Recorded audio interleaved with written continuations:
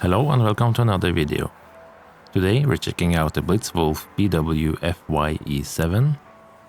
I find these earphones very interesting as they have dual drivers, which should give a better sound experience. They also come with a 500 mAh case for charging on the go. In the box we get some documentation, a user manual in English, the case itself, which looks and feels very nice. We also get some accessories in this box here, like a micro USB cable for charging, so again sadly there's no USB Type-C, and we get some extra cone-shaped rubber buds in different sizes. The outside is soft, while the green core is a harder rubber, which makes them sit tightly on the earphones. The case looks very nice, especially considering the price. It's oval shaped, but it's still small enough to put in a pocket. On the back we have a micro USB connector for charging and a button for checking the remaining battery capacity.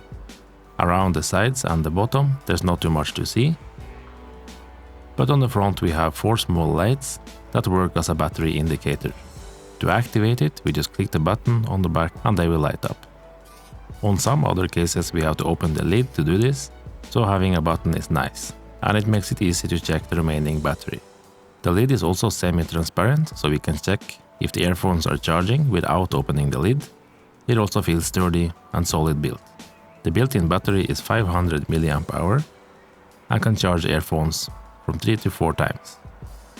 Charging this case from empty to full takes about 2 hours. In my opinion, these earphones look very nice, but at the same time they look a bit strange. These are also rated IPX4, so they should be able to take some water splashes and sweat.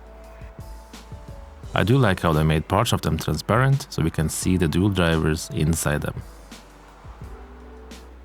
On the front is a push button, which is placed at the same line as the ear tunnels. This is in my opinion not the best placement for it, as pushing the button will push the earphone further into the ear. I found that it's necessary to hold earphones with 2 fingers while pushing the button.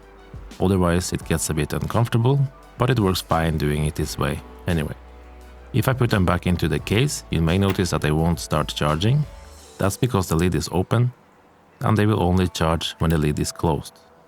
This is a feature that I like because opening the lid will also start the pairing process and they will be ready to use before I even manage to put them in my ears. Like we saw before, we can also see the lights on the earphones through the lid. While charging the case, the charge progress is shown on the lights on the front, so we can easily see when they're fully charged. The earphones can also charge at the same time as we are charging the case. Right now, only the right one is charging because the left one is full. To pair the earphones, we just need to open the lid and leave the earphones in the case. We don't have to take them out. Now select it on the phone and we're done. Here we can see the earphones' remaining battery on the phone. The next time we open the lid, they will automatically connect to the phone.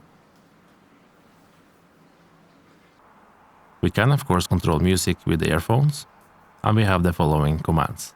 Click once on the left or right earphone to play or pause. Hold the right one to go to the next song. Hold the left one to go back or to the previous song. Click twice on the right one to increase the volume. Click twice on the left one to decrease the volume.